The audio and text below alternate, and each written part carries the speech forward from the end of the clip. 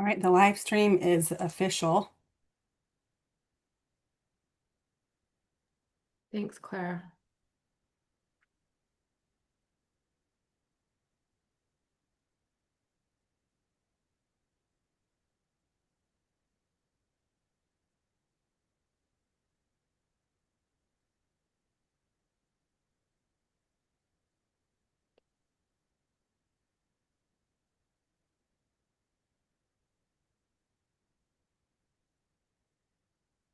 Well, welcome everybody. We're just waiting for a few more council members to join us. And the meeting is being live streamed and we will start shortly. Thank you so much for being here.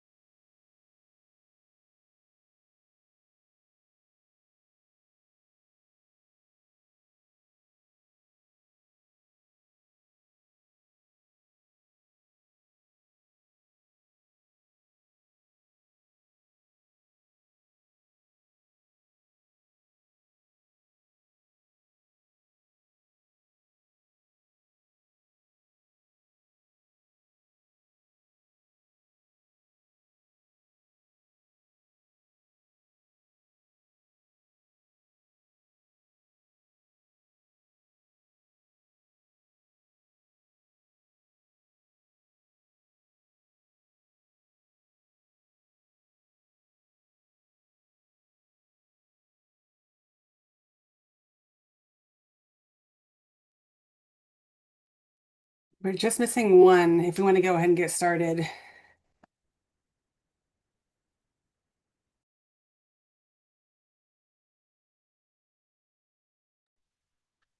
Thank you, Claire. Good afternoon, everybody. It is 1:02 p.m., and I'd like to call the meeting to order. The meeting is being streamed live on OWeb's YouTube channel and recorded. All materials for this and previous council meetings can be found on the Oregon Environmental Restoration Fund's website in the meeting information section. Viewers can click on the relevant council meeting date and have access to the materials. Council members, please remember to mute all devices to help cut out any additional background noise and use the raise hand feature. We now look over the provide the overview of the agenda. Once we have finished roll call, we will go into the consent items. Item number 2 will be program manager report. Item 3, contact council introduction. Item 4, public comment. We will do a 10-minute break, and then we'll reconvene, and item 5 will be strategic priorities. And then we will do next steps, reminders, and wrap up, and should be done by 4 p.m. Recognizing, of course, that we do have public comment, we will try to make sure that we stay on time so that the folks who will be coming on public comment will have that opportunity to join us. With that, we will now start with roll call, and I'll turn that over to Claire to take roll call alphabetically by last name. Good afternoon. All right, Director Debbie Colbert. Here. Co-Chair Michael Dembro. I'm here. Director Leah Feldon. Here. Representative Ken Helm. Here. Vice Chair Cheyenne Holliday. Here. Jeff Huntington. Here. Dr. Molly Kyle. Here. Andre Arso. Here. Senator David Brock Smith. I'm here. Leslie Wu. Here. And Co-Chair Chuck Sam, saving you for last as you are facilitating this meeting. Here. It seems that we do have a quorum, and the quorum has been met. With that, I would like to introduce everyone, and I'm very pleased to introduce the council's contact counsel, the Assistant Attorney General, Diane Lloyd, who's a guest at our meeting today, and she will be presenting shortly. And with that, I think we can move into the consent items. Moving into item 1, our only item is the October 9th inaugural council meetings minutes. Are there any clarifying comments or questions from council members or edits to the minutes you wish to offer?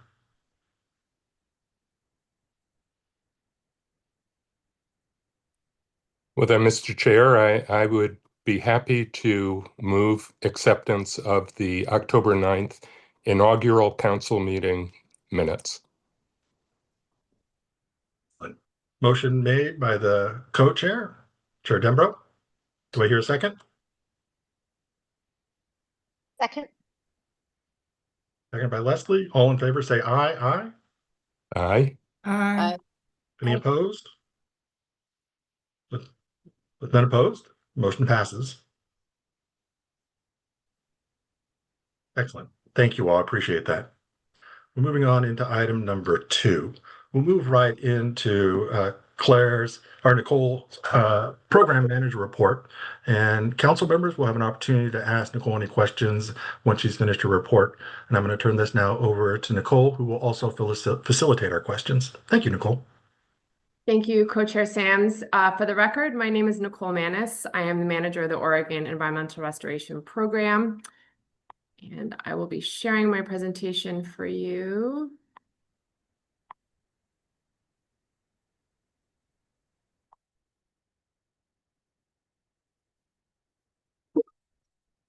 I'm assuming that's not, is that in presentation mode, Claire? No. Just 1 second.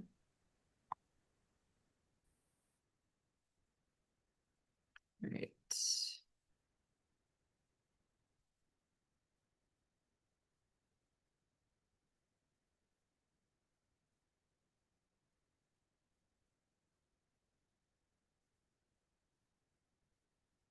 All right. Well, welcome everybody. Thank you so much for being here. I'm going to be providing this manager's report every time we meet as a council, provide you sort of a status update and overview on where we are in various aspects of program design and implementation. And as part of this report today, I'm going to be providing you an update on where we are on council membership and filling our final membership spot. Provide you an update on the Oregon Environmental Restoration Fund, a little update on strategic priorities, which is going to be the focus of our meeting discussion later today, and then go through a status report and provide some timelines on the 3 sub-funds associated with the Oregon Environmental Restoration Fund. As Co-Chair Sam shared, I'll be able to answer questions at the end of this presentation.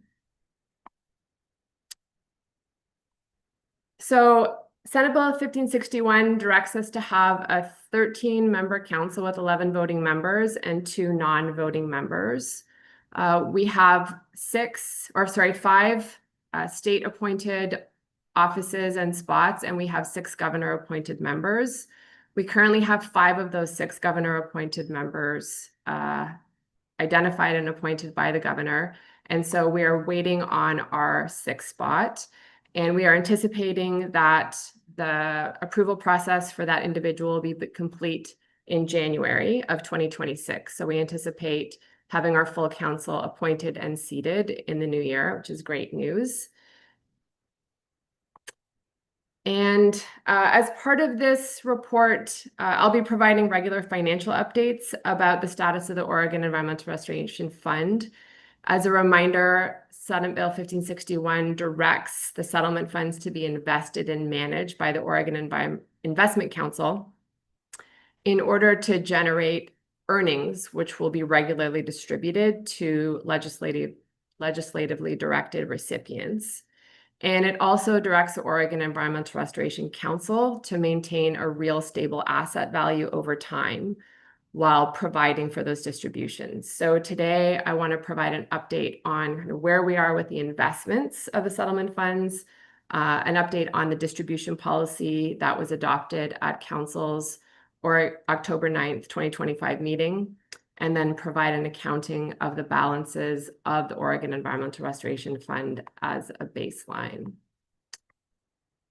So the investment policy statement was adopted by the Oregon Investment Council on October 22nd, 2025. And that policy statement includes investment objectives for the Oregon Environmental Restoration Fund, asset allocation recommendations, as well as performance and evaluation goals. The investment objectives are to essentially generate a rate of return on the investments that will support Council's distribution policy for the fund. It also directs the Oregon Investment Council to maintain the purchasing power of the fund over time. So ensuring that the dollars have the same ability to create value in the future as it does now. So it's essentially accounting for inflation. And then ensures that the investment strategy does not risk eroding the principal corpus of the fund over time. The asset allocation recommendations are essentially the recommended mix of public and private equity, real estate, and fixed income investments. And the standards around performance and evaluation are to ensure regular assessment of portfolio performance relative to targets, and then at least annual evaluation and reporting to this council on the strategy. And this investment policy statement will be revisited at least every 3 to 5 years and can be revisited sooner if council's investment needs require that. I also wanted to note that council has the ability to state some preferences about where dollars are invested in the market. There has been discussion in both the council sphere and within engagement with tribes and with interested parties about and questions about whether these funds would be invested in assets or portfolios that contain Monsanto or hold Monsanto company, and a desire to have a clear answer to that question. And so this idea of stating council's preferences to be included in the investment policy statement is an option that this council can pursue. And so staff plans to bring that to our next OERC meeting in January for a discussion and most likely a decision on that. In terms of where the settlement funds are right now, in June, the balance of the settlement was transferred to the Oregon Environmental Restoration Fund, and it has been there since, and it's accruing interest at approximately 4.6% as an annualized rate of return. In November and December, Treasury has been working with OWEB to establish the various accounts and set up the administration of the accounts. And Treasury is indicating that investment of the funds, sort of placement into the assets, will begin in the first quarter of 2026. And it will likely take at least 1 year, possibly longer, to have the funds fully invested or fully placed in the market. As a reminder, in October at our inaugural meeting, Council adopted a distribution policy for fiscal year 2026. And the distribution policy is that the annual distribution rate is set at 5% of the fund's average balance of the preceding 3 years, subject to inflation-adjusted $30 million spend ceiling and a $15 million spend floor. So essentially, $30 million is the cap at which the distribution can be made, and there will be a $15 million minimum distribution from the Oregon Environmental Restoration Fund out to the 3 sub-funds. And Senate Bill 1561 in Section 4 states that no later than December 1st of each year, the council shall determine the amounts or that distribution. And so this is what drove our decision in October to identify the distribution policy. And now we're at the process of implementing that. And so the process for determining the distribution policy is that we will take the market value of the fund on June 30th of each year, and we will apply our distribution rate. So for this fiscal year, it's 5%, and we will apply our rules in terms of the ceiling and the floor. So if the current balance on June 30th was $609,233,630. So that is the corpus, that is the money that we are using to generate those earnings that will be distributed. And that is the amount that our investment policy is intended to protect and ensure the purchasing power over time for future generations to benefit from. So the 5% rate puts us at $30,461,000 as our distribution value. And if we apply our rules in terms of ceilings and floors, it means that our distribution for fiscal year 2026 will be $30 million.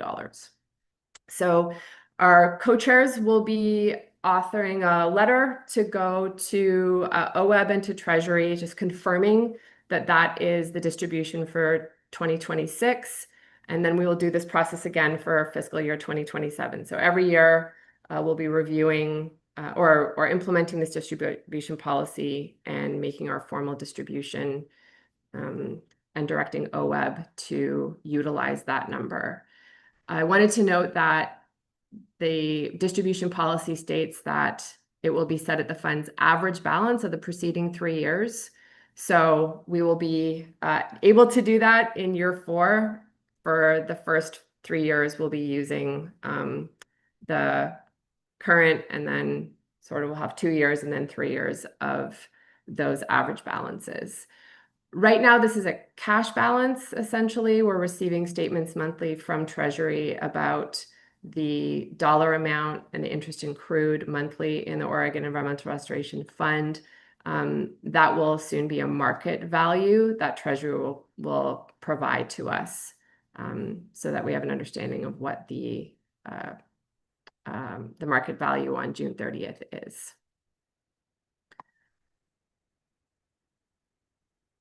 So I wanted to just provide a counting of where the funds are right now. The net settlement on May 22nd, 2025 was approximately $562 million. It had been accruing interest between November 2023 and June 2025. So the amount of interest accrued was close to $46 million. And that total amount was transferred to the Oregon Environmental Restoration Fund as soon as that fund was established administratively. And this amount, $607,625,000, was what was transferred into the Oregon Environmental Restoration Fund on June 9th. And on June 30th, we had that balance of $609,233,000. So this is the kind of principal corpus that the fund started with. It has, as I mentioned, been earning interest at a rate of approximately 4.6%. And so over the past 5 months, it's earned approximately $13,343,000, with a balance ending November 30th of $629,160,000. So we are going to take our fiscal year 2026 distribution from that, which we determine is $30,000. It will earn interest in December of approximately $2.3 million. And so in January, when Treasury starts to place those funds for investment, that will be sort of the baseline corpus that we'll be using. And that will be the amount of money that Counsel is responsible for stewarding. That will be the asset that will be responsible for maintaining and utilizing to generate the returns that we will be distributing to the sub-funds. So I wanted to pause and see if there are any questions on the financial report before I move into kind of a program update. Yes, Co-Chair Dumbro? Thanks, Nicole. Could you say something about the administrative costs of running the program, where those dollars come from? Yes, thank you for that question. So each year, OWEB is able to request 0.25% of the fund balance on June 30th, 2025. And that comes out of the total fund balance before the distribution is taken. So for fiscal year 2026, OWEB is likely to decline a request for those administrative funds. We have funds left over from the first allocation that was made when the settlement was written, and we have not utilized all of those dollars. That decision will be revisited for fiscal year 2027, and that goes to support OWEB, ODFW, and DEQ's role in administering the program. So thank you for that question. Thank you. Representative Helm? Thanks, Nicole. On the issue of investment preferences that you mentioned, I think it would be helpful for me, and maybe it would be for others on the council to understand where Treasurer Steiner's head is on the issues that you mentioned. Not only Monsanto wanting to avoid reinvesting in Monsanto, but there's been significant interest at the legislature in moving away from fossil fuel investments, for example. And I expect those voices will continue to be present and may come our way as well. And I know that the treasurer has been attending to those calls for changes. And I would like to know where her head's at so that we, as a council, if we're going to entertain that kind of notion, aren't reinventing some of the thinking she may have already done. Thank you. Yeah, thank you for that request. And that's something that we can certainly follow up with the partners at State Treasury. We have a really active and supportive engagement with our staff at Treasury. And so we can bring that information to council and help inform the conversation that we have and inform the preference statement that council will eventually come up with to provide that direction. And I think it is helpful to remember that while the investment policy statement is set at a 3 to 5 year interval, council really does have the ability and opportunity to revisit this as needed. Market conditions, sort of social or other environmental issues that may be coming in front of council that may change or update our thinking around how we're taking distributions. Those are all opportunities for us to at least ask the question about whether we need to revisit our investment policy and our distribution policy. So these are not set in stone. These are council's directives to Treasury. We do work in close partnership in terms of the implementation of those policies. And like most things, the time delay or the turnaround time for actually implementing those might take a little bit of time. But Treasury has really signaled that close partnership and kind of regular revisiting of these policies and tools are certainly within the purview of the Oregon Environmental Restoration Council. So I appreciate that, and staff will take that question and come back to council.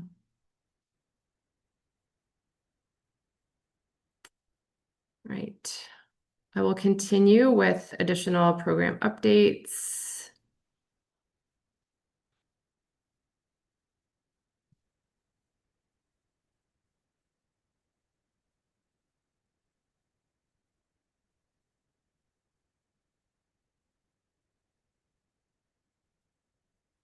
All right, so the 3 legislatively directed subfunds under the Oregon Environmental Restoration Fund. It's the Tribal Nation Natural Resource Program Fund, the Agency Program, and the Community Agency Program Fund and Community Impact Fund.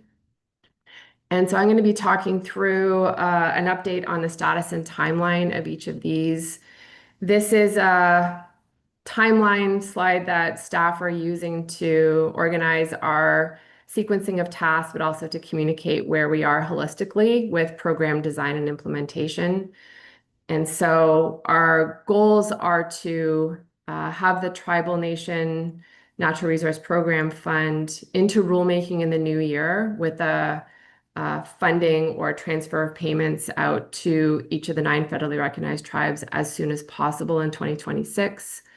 The strategic priority setting is a topic of discussion with council today, and we are looking at moving through the engagement, analysis, and determination process of that in the first half of 2026, recognizing that the strategic priorities will be an important signal to the agencies and to communities as they start thinking about what kinds of proposals and applications will be brought to these funds. The Agency Program Fund, we are starting the engagement process and hope to be in rulemaking in mid-2026 and completing rulemaking by late fall of 2026. And with the Community Impact Fund, we are planning a slightly longer engagement period, recognizing that we are in the process of kind of building those relationships and understanding the methodologies to identify and engage with impacted communities. And so looking at rulemaking in late 2026 and early 2027, with funding likely happening sometime in 2027. We are continually conducting outreach and engagement with fund beneficiaries and with interested parties and constituents. And we will start to be thinking about impact assessment and reporting, as we actually move into the funding timelines. But these are issues and activities that staff are kind of continuously working on. The strategic priority setting conversation that Council is going to have today is, I think, a really interesting and challenging one. I think I was in week 2 of my tenure at OEB and with the governor's office when I was able to meet with Governor Kotek. And she asked, how are we going to ensure that the investment of these funds have a meaningful impact on the lives of Oregonians? And essentially that was her only question to me. This is a once-in-a-generation opportunity.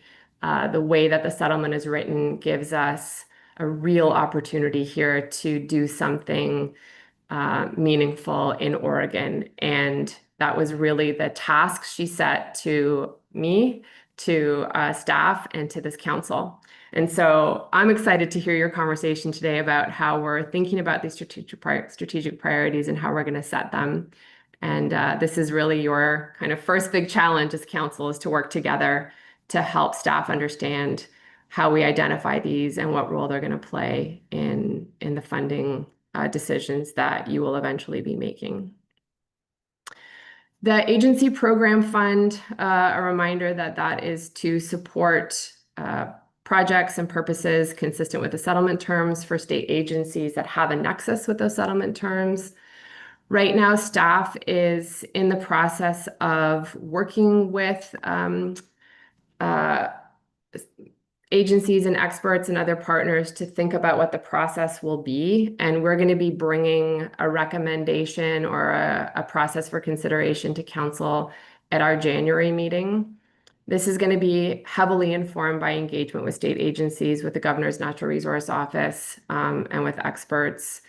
There is a lot of interest in how this will work, and we are thinking through the mechanics and the logistics about how it aligns with the state budgeting process that happens biennially. So we are working through some conceptual frameworks and kind of ground truthing those with our fiscal teams, and we'll bring that forward at our next meeting. We are looking at a heavy engagement period in January and February of 2026. We'll look to have a draft program design in spring of 2026, and then ideally start rulemaking in April of 2026. The Community Impact Fund, a reminder that impacted communities are those disproportionately impacted by PCBs or other contaminants, or historically underrepresented in processes regarding environmental laws or policies. So that is the definition that is in Senate Bill 1561. Right now, staff are working with partners to think about and identify methodologies or best practices for engagement and for community-based grant making. There's a lot of information around those best practices. There's partners throughout the state enterprise and in Oregon who have done this work and who have lessons learned for us. And so we are sort of in learning and engagement mode. We are thinking about a network model where we'll be identifying some core partners who we can build relationships with, sort of begin outreach, understanding and awareness of what the issues and needs are, and start some relationships with core partners that will then hopefully allow us to identify and stand up a broader network that may utilize existing trusted partners in the community to act as our partners and information conduits about what this fund can and should be, and what the needs are of communities who may be accessing this fund. And there is budget available for us to bring on community engagement experts. And so staff at the Oregon Environmental Restoration Program are planning on seeking and then bringing on that kind of expertise to support our work. So we are in the middle of designing our strategy internally and identifying who some of those community engagement experts might be to help us. We will be working on our network design and starting community engagement and ideally heading into this role of kind of co-creation of this fund with community partners. This is money for communities to be used to support community needs. And this idea of building the fund together in partnership with some of those community-based organizations, I think is something that we're interested in pursuing and bringing as an approach to this particular fund development. In terms of when rulemaking would start, we have a target of fall 2026. These dates are subject to change and certainly dependent on ensuring we are creating a transparent, inclusive process where people feel as though they have opportunities to engage and participate in this work. I've mentioned a few times that my mantra right now is sort of productive urgency. We have a need to get these dollars out the door and on the ground doing good work, but we're building a 50-year program, and we want to make sure that fund beneficiaries, participants feel that their voices are heard in this process. And so we are ensuring we are building good process and doing this quickly to get the money out the door and onto the ground and working. And then we have our Tribal Nation Natural Resource Program Fund. This is to support equal payments to each federally recognized tribes for expenses that are consistent with the settlement terms. I reported on progress in October. We started engagement in February 2025 with cultural and natural resource staff from each of the 9 federally recognized tribes, providing information about kind of the settlement and the Tribal Nation Natural Resource Fund, and was essentially seeking input from tribes about what questions they might have and how we would structure the reporting requirements. The feedback that staff received from tribes were to make this as complex as necessary, but as simple as possible. Senate Bill 1561 describes this as a payment program, and there is a limited role for Counsel to require the identification of eligibility criteria or to direct the way that funds are used by tribes once they have been transferred. And so the sense is that the rulemaking process will be fairly straightforward. It will likely outline the payment mechanism between OWEB and each tribe, and then define some reporting requirements. So we are hopeful that we can send a draft set of rules to DOJ for review December, early January, and then send those out to Counsel and tribes at the same time for review. In the meantime, OWEB and our program staff are going to be working with each tribe to establish intergovernmental agreements, which will serve as the mechanism for transferring funds, and then head into a rulemaking process in February or March of 2026. I've gotten consistent feedback from each of the tribes that they don't see a need for a Rules Advisory Committee. We will definitely strike one if that need arises, but the sense is that this could be a fairly straightforward process, and tribes are excited to be able to access these funds to support stewardship activities. I want to note that we have been working with Diane Lloyd, who is our contact counsel, and just ensuring that our interpretation of 1561 is consistent.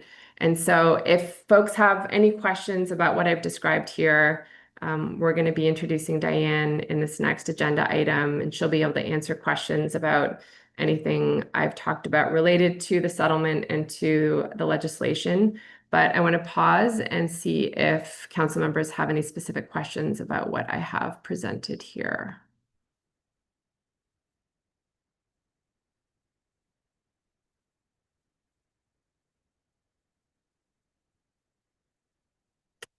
All right. Well, as always, I'm available to answer questions as a staff, and thank you for your time. Well, I have a question. Just what are you seeing as the biggest challenge for you and your staff moving forward through these 3 phases?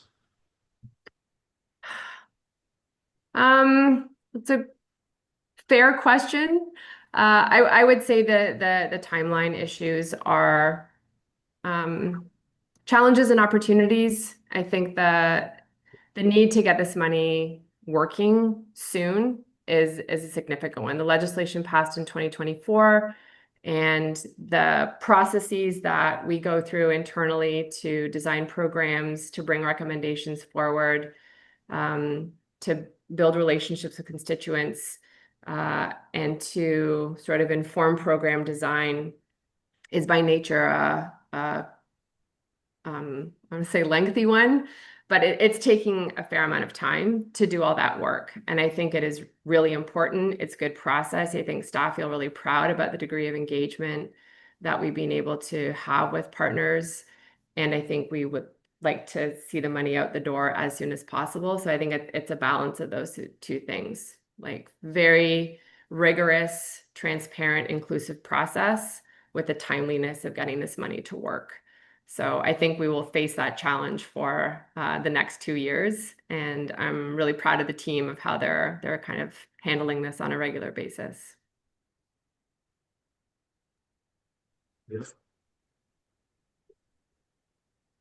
Yeah, you have a lot to be proud about, the team, and I agree with everything you just said, Nicole. I was also going to add in, if you don't mind, Chuck.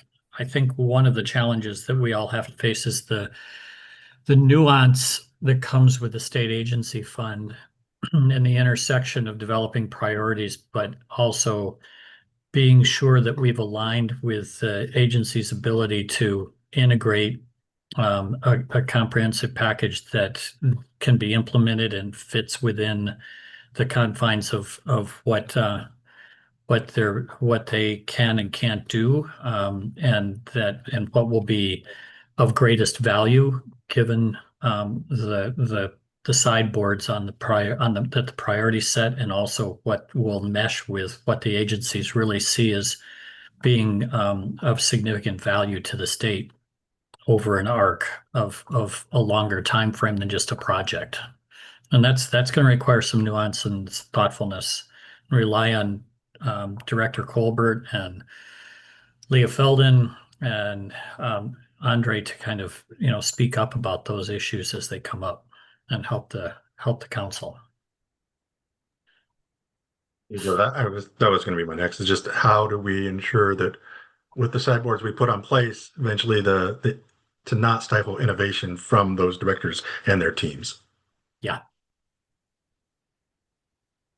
Yeah, they balance a lot of different things in the context of administering agency programs, budgets, and taking on new things that need to be done and they want to be done, but the timing and how it fits in the process that other processes outside of this council, it's not a small task. I'll add one more thing just to feed off of that, Jeff, is council's ability to direct funds from multiple biennia, I think, is also another opportunity for sort of innovation. This is one thing that in the environmental sector we have not had a lot of, is this kind of dedicated funding for many years. So 5 and 6 years tend to be sort of the upper limit for dedicated, predictable funding.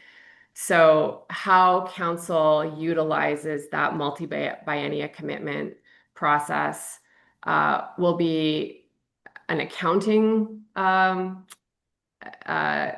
opportunity challenge, but also thinking strategically about how we send signals to fund beneficiaries about what kinds of work is possible under this program, and how we start to adapt some of our systems, which are fairly constrained in terms of those timelines, to be able to take advantage of the timeline associated with this fund. So I anticipate that being another wrinkle to the agency program fund that operates within the biennial system.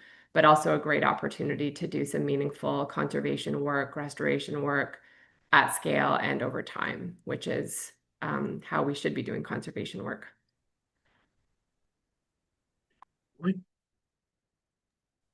Thank you. I just want to make sure I understand actually what Mr. Huntington was talking. Are you thinking that we want to make sure that processes are aligned with what agencies can do so we're not creating unintended work? Because I also think there's a counterpoint where we want to make sure that these funds are not used to backfill funding deficits either. You know, like, is that the guardrails that you're describing? Oh, I think, Molly, absolutely, we don't want this to become a place for backfilling, right? That'll be a challenge. The other challenge, and Leah and Debbie, I'm going to ask you to speak to this as well. The other challenge is simply in the context of agency programs, this council needs to listen carefully when a director of Fish and Wildlife is saying, here's a package of program funding that would make the most difference in moving and meshing with what I already do and moving things forward that this council really cares about. Because of the nuances of how programs are administered and how budgets are built, I think there's a lot of things they think about that we don't. That's all that I was meaning to imply. Co-Chair Dembro? Yeah, thanks. I would just add to that, or going along with that, one of the challenges that we're going to face, and we'll probably start talking about this when we talk about priorities, is coming up with the right mix of short-term and longer-term, right? Because the public is going to be looking to us to be making investments that can pay off quickly, right? Where they can quickly see the kind of meaningful impact that the governor had mentioned. But, at the same time, there will be other elements that could take time to really fully set up if you're talking about a new program, for example. So finding that balance between meaningful investments and programs that will have the capacity to pay big benefits long term, that's going to be our challenge, I think, or one of our challenges.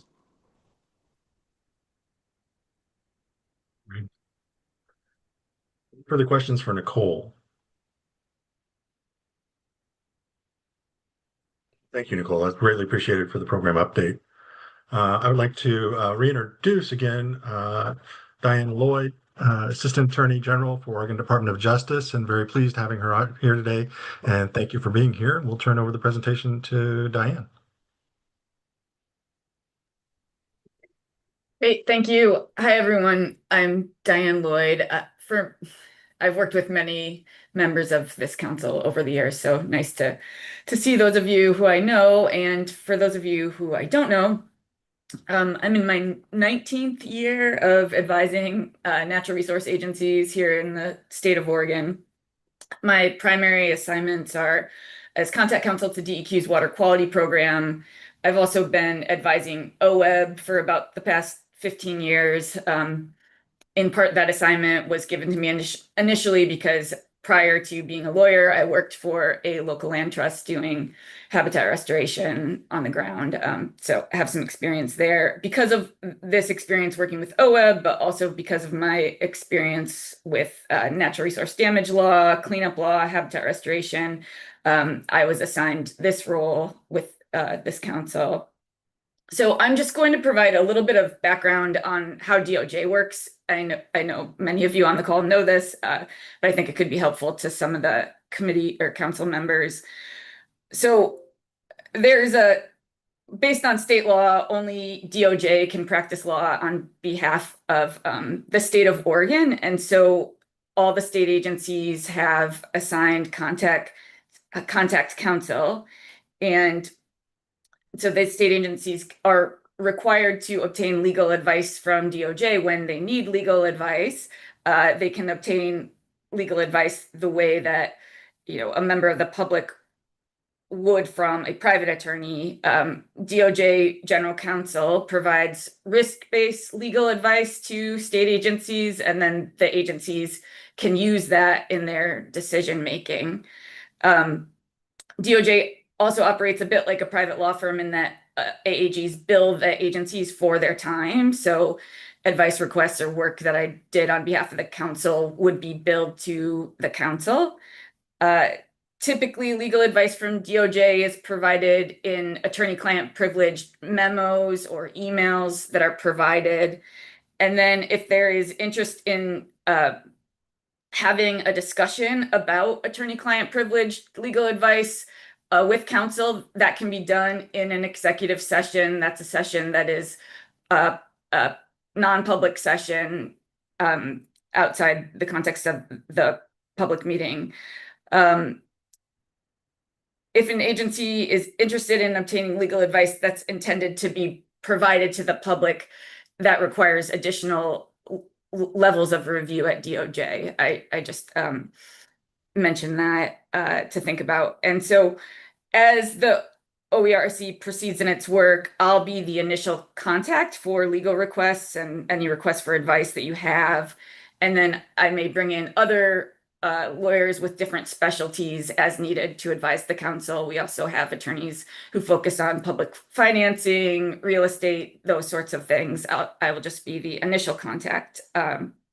So on that background, I'm happy to take any questions if there is any. Diane, any questions? Okay. Is that one for you all? So now, what in that scenario where you're bringing in finance attorneys from the DOJ and yourself, if there is a conflict between legal counsel internally to DOJ, how does that get resolved? Right. So DOJ speaks with one voice. We would have, internal discussions to provide advice to the council. If there, I know that, or I'm cognizant that being with my role with OWEB, there could be the potential where, if the council wanted legal advice and separate from OWEB, there could be an interest in having a different attorney providing advice to the council. That's something we would, revisit as circumstances provide necessary. Thank you. Chair Dembro? Yeah, thanks, Chair. So Diane, thank you. Thank you for that. Can you envision down the road when we get to the point where we're, looking at or deciding different proposals, that we would have you review those proposals to let us know if there are any red flags that go up, from a legal perspective? Thank you, Chair Dembro. That would be up to the council. So the council could decide. I could envision, whether it had interest in obtaining legal advice. I could envision there potentially being a scenario where staff would recommend to the council to obtain legal advice, depending on, how those conversations go. But that would fundamentally be up to the council. Thanks. Jeff? I was just going to add for some context that Diane, we work a lot together and has done a lot of work with the agencies, and something that we observe with our boards and commissions is bringing the clarity that that DOJ provides. There are times where there's something that's patently outside the scope of the authority of a board or commission to do, and so you get a yes or a don't do that sometimes, but most of the time you're will be in the venue of a risk assessment by counsel, where we're not, and I would caution all of us, or just to think about it in the context of a risk assessment, as opposed to counsel telling, kind of getting in and saying, no, this is a policy decision you shouldn't make or should, and that's where Nicole can do a really good job of helping steer us to whether we really need council involvement, or if we want to have that it's framed as this is a low risk decision, or you're taking on some risk if you go down this pathway, and maybe in the context of eligibility of projects against the criteria and statute. Thanks for that, Jeff. Helpful. And so then at a high level, there was interest today at talking about the topic of the tribal nations or the Tribal Nation Natural Resource Fund. So if there's not further general questions, I'll just talk a bit about that. So my understanding is that questions have been raised both within the council and from other interested parties about this council's authority vis-a-vis that fund. And so specifically staff have been asked about authority to prescribe or oversee uses of that fund. Nicole talked about that, just touched on that very briefly in her presentation. And my understanding is staff have looked at this question and concluded, that based on the language of SB 1516 and the legislative history regarding its passage and support, that a more limited role was envisioned in regards to that fund. That fund is discussed in Section 8 of the legislation. Of course, then interpreting the scope of the council's authority would be a matter of interpreting that statute. That's the type of thing where if there was interest in getting risk-based legal advice, DOJ could do that. But just at a very high level, I think, staff were looking at the language used in that bill in Section 8 versus Section 7, the use of the word transfer as opposed to grant, which is seen elsewhere, and then the different rulemaking authority provided in the bill. In the context of Section 8, the word procedures is used. In Section 7, there's an explicit authorization to develop our eligibility criteria. Additionally, staff requested that DOJ pull legislative history on the bill, so we have done that. That's something that we will have available if we do further any statutory interpretation in regards to questions raised by the council.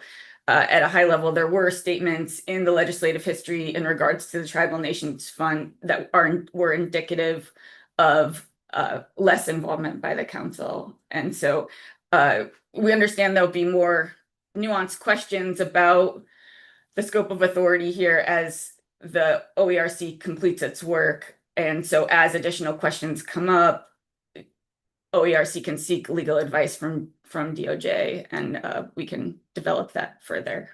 But just wanted to provide the kind of the high level playing field in regards to that fund that's directly available from the statute and the legislative history. Any questions about that? Maybe a larger question then.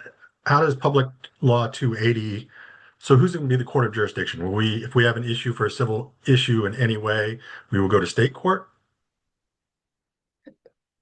So it depends on the type of challenge. So are you suggesting if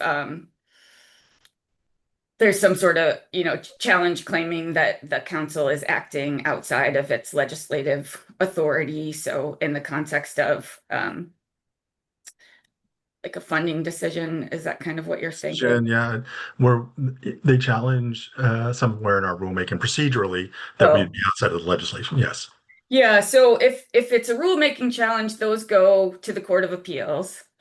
And then if there's a challenge, just to a decision claiming that it's an agency order, those can go to circuit court. So it kind of depends on the type of challenge, but there would be the potential for either. And then it just, even if there's not a basis for a challenge, sometimes people bring them in certain places and we're still required to be responsive, and it can result in resources being used. Thank you. Other questions for Diane?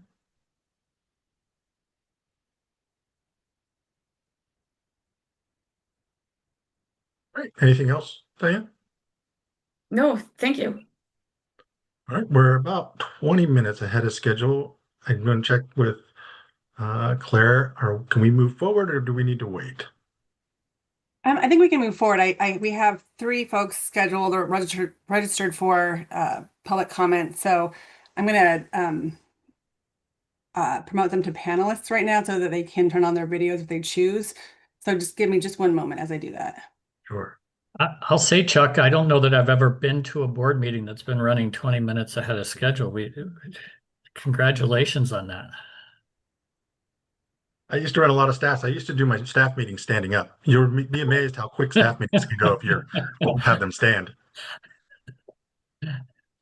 First, as we're getting ready, I want to thank all of everyone who did written comments for this meeting. And we have Neil Schulman and James Frazier, along with Michael Lang today. And we received 2 written comments. Those have been posted on our webpage also, so that we'll be able to follow through on those. I will remind council members here that we're only to ask clarifying questions once they've given their statements. Claire will allow the commenters the ability to turn on their microphones, but it'll be up to each commenter to go ahead and unmute themselves. And with that, are we good? I lost Claire. Yep, we're good. There you go. Do you have an order? Did you share the order? Yes. So we'll start with Neil Schulman. Neil, it's a pleasure to have you here. It's good to see you again. Likewise, thank you, Chair Sams and Co-Chair Dembro and the rest of the committee. My name is Neil Schulman. I'm the Executive Director of the North Clackamas Watersheds Council and a member of the leadership team for the Kellogg Creek Restoration Community Enhancement Project, which is a kind of large-scale dam removal in the city of Milwaukee that has been decades in the works. And what I wanted to urge this committee to consider during its strategy is the need to, as Nicole kind of said it, this is a once in a generation opportunity, and I think we need to use this opportunity to fund once in a generation projects. One of the challenges that we face with this project and other large projects that can really yield environmental and community benefits at a large scale in Oregon is Oregon has not had its own method of funding large projects outside of the legislature. For instance, the largest restoration grant that I believe OWEB gave out in the 2024 grant year was $800,000. So what that has done is it has left larger projects like the Kellogg project to rely very heavily on federal funds to get actual large projects off the ground that have, tens of millions of dollars. Think along the lines of how the Klamath project was achieved. And Oregon now has an opportunity to put those larger pots of money to work quickly and get them on the ground at a time where we all know that those federal funds are no longer reliable. And as that landscape has shifted, this is a critical opportunity to get those projects done. We obviously know, as Chair Dembro just noted, that there is a tension between the long-term plan and getting these resources on the ground to do projects quickly. I am urging you to open the door as quickly as possible for money to go out in large chunks to fund critical projects. Because again, a lot of us are facing the reality that as federal funding is declining, uncertain, being clawed back, we don't know what that future is, that this is a place where Oregon can step in and be independent of that federal reliance for some time.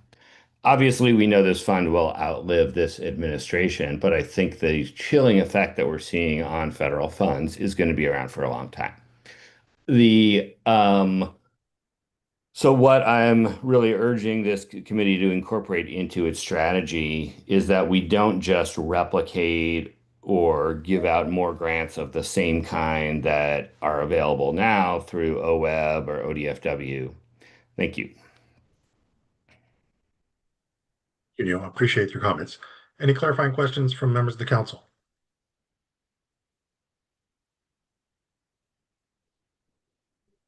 Seeing none.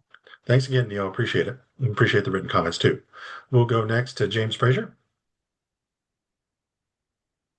Thank you. Co-chairs Dembro and Sams, Vice Chair Holliday, and members of the council.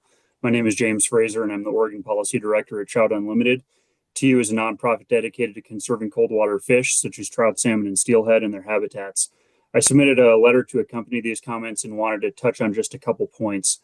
During the council's first meeting, council members raised important questions about the fund's purpose and the council's next steps for setting strategic priorities. With my time, I wanted to provide TU's perspective on these matters, particularly with regard to the state agency program fund. First, with regard to fund purpose, the language in Section 18 of the settlement agreement controls. I know you've all seen it, but in our letter, I've emphasized the language which demonstrates that the fund regards environmental projects and purposes. The settlement's implementing legislation, in turn, repeatedly cites back to the controlling language in the settlement, stating in numerous provisions that the fund's purposes and projects must be consistent with the terms of the Monsanto settlement agreement. At the council's first meeting, some members expressed interest in requesting DOJ's guidance on the question of the fund purpose. TU welcomes that analysis if helpful to the council, but we wish to point out that DOJ already addressed the matter in both its written testimony and verbal testimony on SB 1561, which I quoted and hyperlinked in our letter. Taken together, TU reads the settlement agreement, its implementing legislation, and DOJ's testimony on the bill to mean that, number one, the settlement agreement controls on the question of fund purposes and thereby specifies the permissible scope of fund expenditures. And number two, fund expenditures must be used for projects which relate first and foremost to natural resources. My second point regards the strategic priority setting process. In light of the controlling law on fund purposes, TU urges the council to set strategic priorities that relate primarily to natural resources restoration, remediation, conservation, and protection. While the fund purpose is not to address human health issues separately from these conservation matters, the council can and should use the strategic priority setting process to determine where those natural resource efforts overlap with human needs. In our view, the task of selecting strategic priorities includes the opportunity to identify areas where the fund can make a difference for natural resources and the environment as provided in the settlement while also benefiting people. I encourage you to take a look at the Venn diagram in our letter which demonstrates this. As a next step, Trout Unlimited recommends that the council direct state natural resource agencies to present on the best available science and greatest areas of need related to matters within the scope of the fund purpose and their agency mission. We urge that you use this information from agencies to inform your strategic priorities with the goal of identifying state agency program fund priorities that address key environmental needs with stacked benefits for human health and for people. Thank you.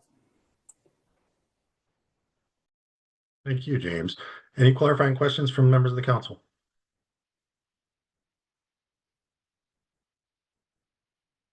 Seeing none, thank you, James. I appreciate it, and we also appreciate your written comments.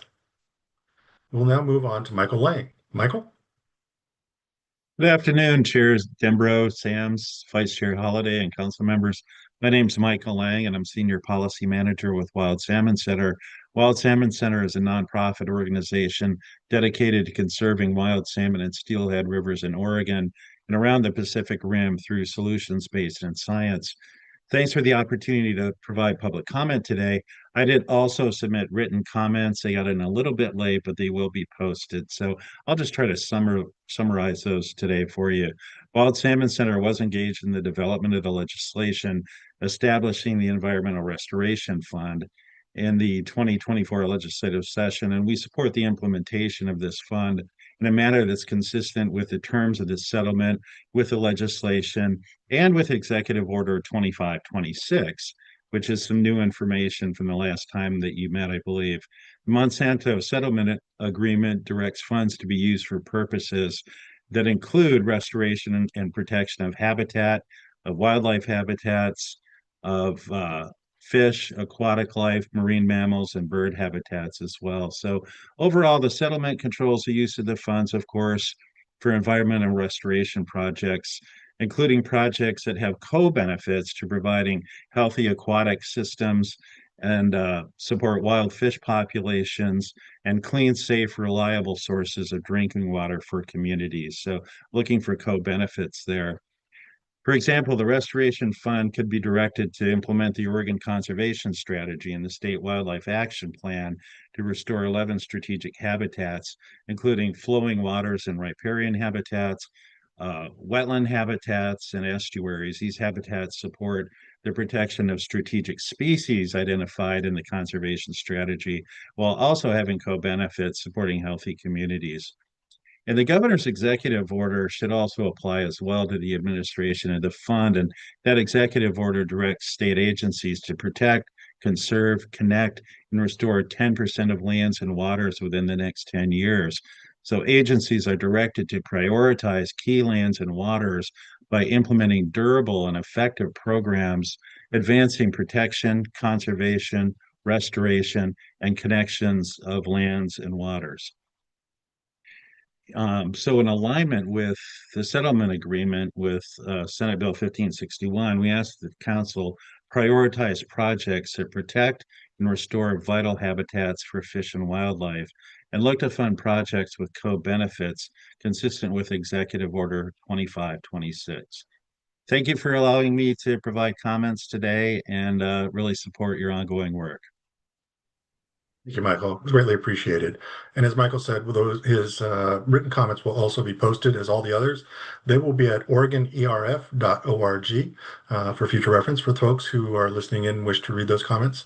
Again, I want to thank Neil, James, and Michael for taking the time to provide public comment. We truly appreciate it. It's an important parts of what we're doing as we're moving forward, and especially around strategic planning. And we do hear you very clearly. Thank you for your time. That, folks, we will take approximately a little over 10-minute break. We will reconvene at 2:20. Thank you.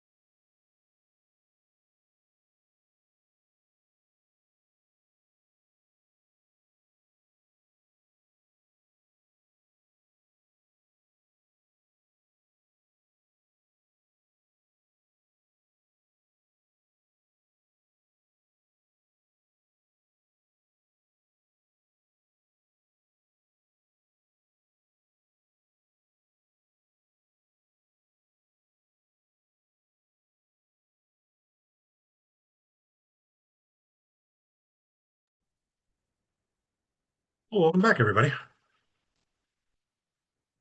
We will now move into our strategic priorities. And I would like to introduce Rachel Thompson, the program coordinator, who will be doing the strategic priorities and staff report, along with our council's discussion. And she will also be helping facilitate any questions we may all have. I'll turn it over to Rachel. Great. Thank you so much, Co-Chair Sams. Good afternoon. My name is Rachel Thompson, and I am the program coordinator for the Oregon Environmental Restoration Program, and I will be kicking off the agenda item on the strategic priority setting for the Oregon Environmental Restoration Fund. So for run of show on this agenda item, I'll begin by providing some context on the authorizing legislation for the fund, and also for the strategic priorities. And I will also provide a staff proposed process for identifying the first set of strategic priorities. I'll also share some examples from some other programs and funds that use strategic priorities to guide investments that help provide some grounding for Council in terms of how Council may want to think about applying strategic priorities to the Oregon Environmental Restoration Fund. Staff did meet individually with each council member in preparation for today's meeting. So I will share out themes from those discussions between staff and council on defining the priorities and their use, and then share out a conceptual framework that resulted from these conversations for council's consideration. I will then turn it back to council for additional discussion. So to preface this conversation, today is not intended to identify or determine a set of strategic priorities, but rather to provide council an opportunity to share thoughts on how the strategic priorities may operate. And the hope is that council leaves today's meeting with an understanding of how the strategic priorities will be used to guide investments. So as I mentioned, prior to today's meeting, staff did meet with council members individually to get a sense of how council members are thinking about the priorities. These discussions did not go into identifying them, as that will come later and following a statewide engagement process. So for some legislative context about this, Section 9 of Senate Bill 1561 is what authorizes council to establish the fund's strategic priorities. And as a reminder, only the agency program fund and the community impact fund are required to adhere to the strategic priorities set by council. The Tribal Nations Natural Resource Fund is not required to use funding for purposes that are consistent with the strategic priorities. The legislation allows council to include guidelines for distributing amounts on an annual or biennial basis and to commit to funding projects for more than one biennium as part of the priority setting process. Additionally, it requires that prior to council setting the strategic priorities, there must be engagement with eligible state agencies and with the Environmental Justice Council. So while these two entities are the minimum requirement for outreach, staff does anticipate a more broad statewide engagement process will take place. We really want to ensure that we're gathering wide input that will help support council's identification of the strategic priorities. Staff also are meeting with the Environmental Justice Council in January to discuss how the EJ Council can provide input on the strategic priorities and also to provide staff with some guidance on an engagement strategy. The bill also allows council to change the strategic priorities to meet program needs over time. Public engagement and opportunities for public comment are required before changing the priorities. But just a note that these priorities are not set in stone. Council may change the priorities for the fund as necessary for achieving program outcomes per the legislation. And then finally, just a reminder that legislation also specifies that the fund dollars should not be used to replace existing funding sources, but rather should be used to provide funding to new initiatives or to supplement existing funding. So to help council with the strategic priority setting process, staff are proposing this process, which starts with today's agenda item, which is council definition of a strategic priority. So again, we did reach out to each council member individually before today's meeting to gather individual input on council's thoughts for how the priorities could apply to funding decisions, as well as ideas around the scope and scale in which they may operate. So these discussions, as well as today's discussion, again, is not intended to identify the priorities, but rather to understand the level at which they may operate in and how they could be used to guide investments. Additionally, staff is gathering information on other funds and programs and their use of strategic priorities to guide investments. And so this information is really being used to help guide staff in developing and implementing the engagement process, which staff anticipate beginning that statewide engagement process later this winter. And that will include state and public agencies, tribes, conservation organizations, nonprofits, and other community-based organizations to gather input on the priorities and statewide needs. So that can be used to help inform Council's identification of the first set of priorities. Staff will report back on the results of that engagement back to Council, and then again out publicly and offer opportunity for feedback before bringing back to Council the opportunity to deliberate and identify the first set of priorities. So during these one-on-one conversations, staff did receive some requests to share out examples of other programs and funds that utilize strategic priorities in their funding decisions. So I share just a few examples here and really just want to underscore that strategic priorities are utilized by many different programs and funds, though they may operate in slightly different ways. So I tried to reflect that in these examples here. So as one example, the OWEB Focused Investment Partnership Program, or FIP program, has a set of ecological priorities that are reevaluated every 5 years by the OWEB board. And these priorities are intended to achieve clear and measurable ecological outcomes and are used by the board to direct investments in partnerships within identified focused priority ecological areas.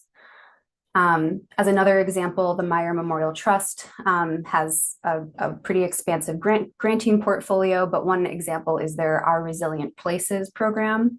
And so that program has a set of goals and strategies that prioritize grant funding, where the goals operate on a more broad level and sets priorities for community-informed approaches for caring for the environment, while the strategies set more focused objectives for the grant funding. And then just as another example, the National Fish and Wildlife Foundation America the Beautiful Challenge program uses federal and state frameworks and conservation plans to establish core priority areas for funding.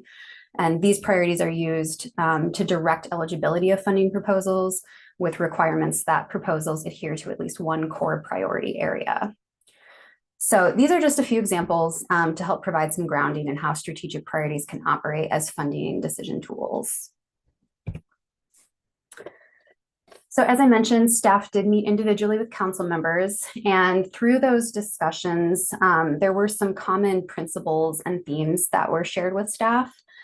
And a set of those responses seemed to indicate some shared high-level principles about the fund, which I share here. So we heard from many of the responses that the fund could be used to support not only ecologic needs, but also support co-benefits like human health and economic needs, among potentially others. The fund could be used to support strategic partnerships that span the public, private, and nonprofit sectors. And related to this, we also heard that fund investments should be leveraged with public, private, and philanthropic dollars to maximize investments and outcomes of the fund. We also heard the desire to ensure durability of the fund, given the 50+ year outlook of this, and considering the long-term needs and adaptability of how future needs may arise. And that might be an important consideration for council moving through this priority setting process. Staff also saw some themes emerge about the strategic priorities and how council members could see the scope, scale, and role of the priorities in council funding decisions.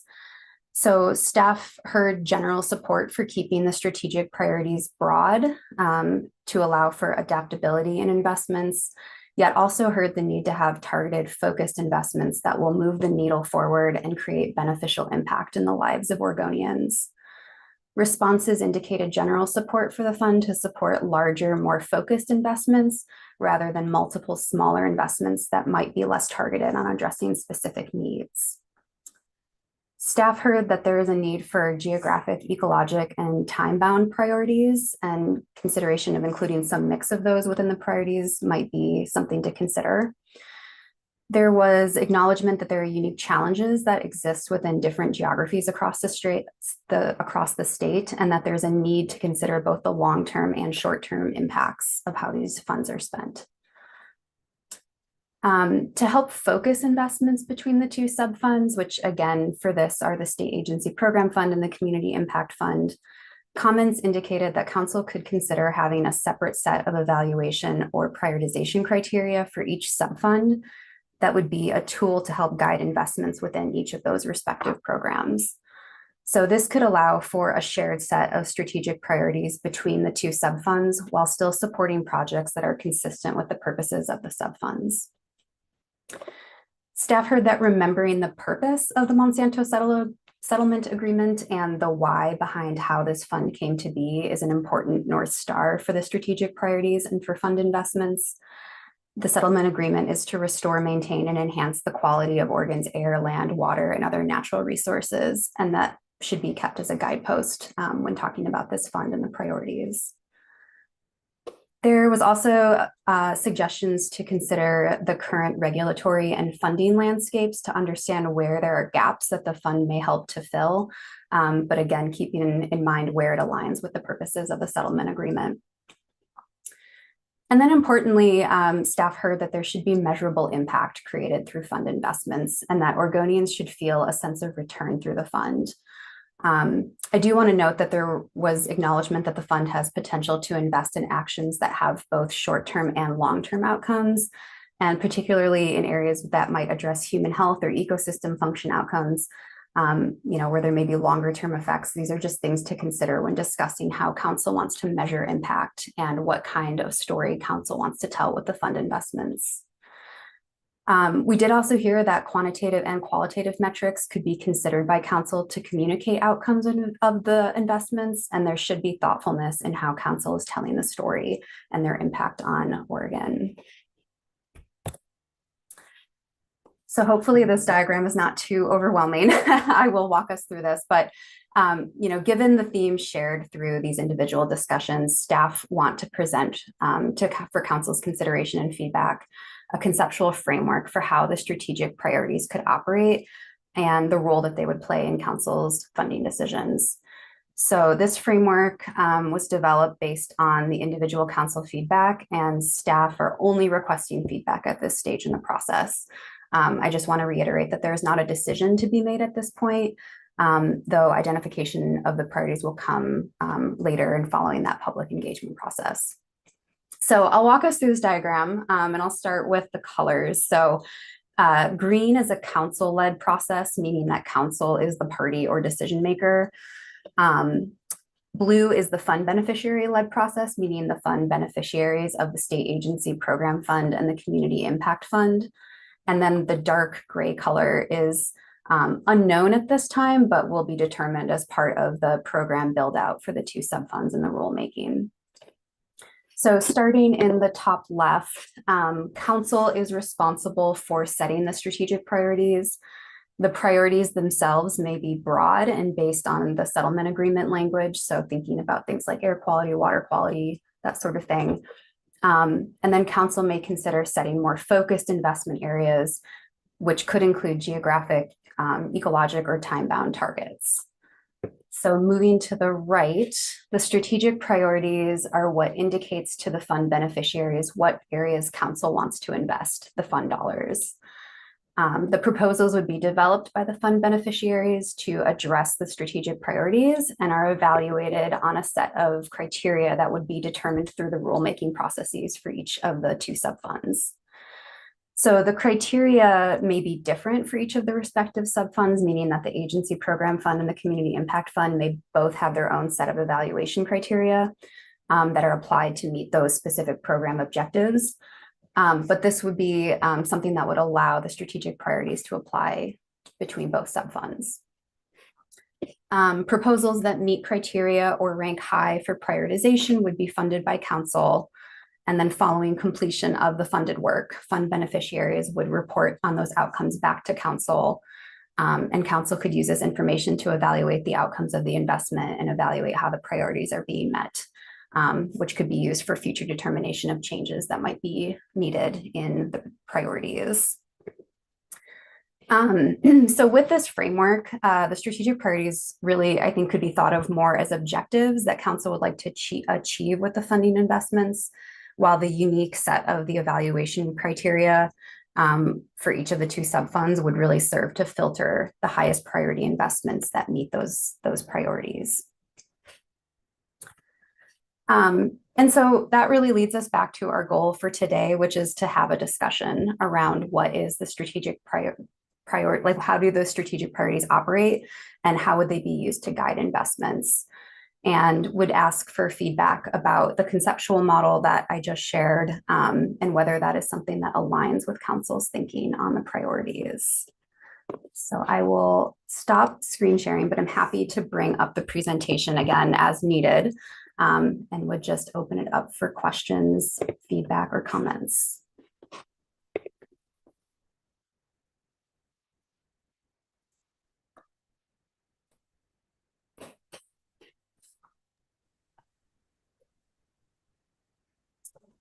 Yes, Jeff.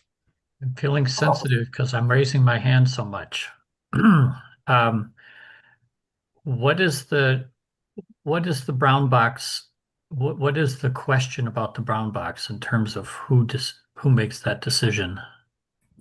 So I think with our thinking around the priorities is, whether that's Council would be responsible for evaluating all of these proposals, or this would be some sort of external party, a review team, or, if for like the state agency fund, governor's office might have more of a role to play. I think there's some mechanics that need to be sorted between the two subfunds in terms of what role would be played by Council versus kind of those who would be doing the evaluation. Does that make sense? Just to follow up to make sure I'm understanding. So what I think you're saying is that brown box is the mechanism by which recommendations might come to the Council for a decision that would be made by the Council. Correct. Yeah. So Council will still have decision and ability to approve the funding, but who is applying that evaluation criteria may depend. Okay. And that could be different for the disproportionately impacted community fund than the agency fund. Correct. Yeah. Okay. Thanks. Yeah. Thank you. Co-Chair Dembro, I think you were next. Yeah, thanks, Rachel. Actually, just a small point to begin with, and I'm sure I'll come back with other questions. But, you mentioned the reporting, and I assume that for projects or programs that are longer term, we'll be getting regular update kinds of reporting, right? I mean, at least interim kinds of reports, I think, are going to be important for us. Yeah. Yes. Thank you for bringing that up. So, bill language basically gives Council a role here to play in how often they would like to see reporting requirements and what reporting requirements may be. And so, certainly if, the reporting doesn't just have to be on reporting outcomes at the end, there can be, progress reports that are done throughout the duration of projects. And that would be something Council could weigh in on. Yeah. And just as a follow-up to that, I think it's going to be important for us to, to think about our public messaging around what's happening, to let the public know what's going on, and more immediately, the legislature, so we'll want to think about regular updates for the legislature as part of this process. Yes. Yeah. Thank you. Director Colbert. Okay. Some of the things that occur to me, especially, coming from the kind of state agency perspective, is that, there is so much work to be done in terms of kind of some of these natural resource issues that we're facing as a state. And we're not set up as a council to kind of be the scientist, but we have a lot of science as a state to inform priorities. I just really hoping we don't try to reinvent the wheel, but lean into what we have in terms of strategic priorities for the state. And I think that will help us to be strategic, prioritize the work, and have really much better accountability And I think there's a lot of analogs with the work that's been done with OWEB. When you think about things, and I know this is not necessarily the types of projects here, but we as a state can look at the investment that OWEB has made in terms of fish passage, and we can tell the story that we have been doing fish passage projects in the right places. So making investments where we have the biggest bottlenecks and best return in terms of accessing habitat. That was all based on the science that the state brought.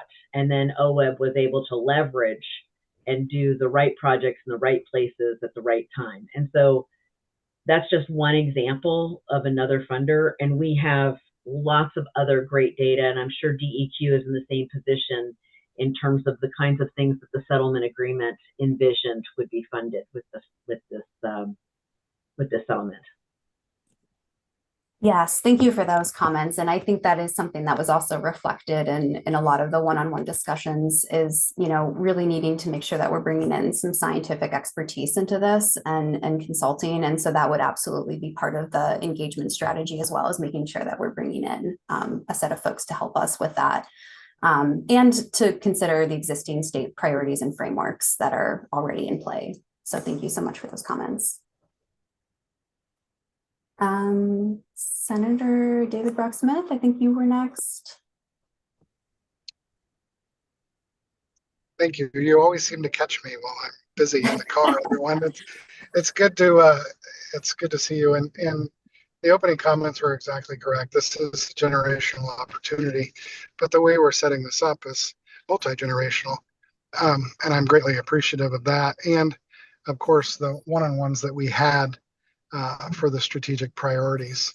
As I mentioned then, I think it's critically important that that when we're crafting these moving forward, that we leave them a little broad because of the opportunities that exist in so many spaces around the state, as Director Colbert just brought up.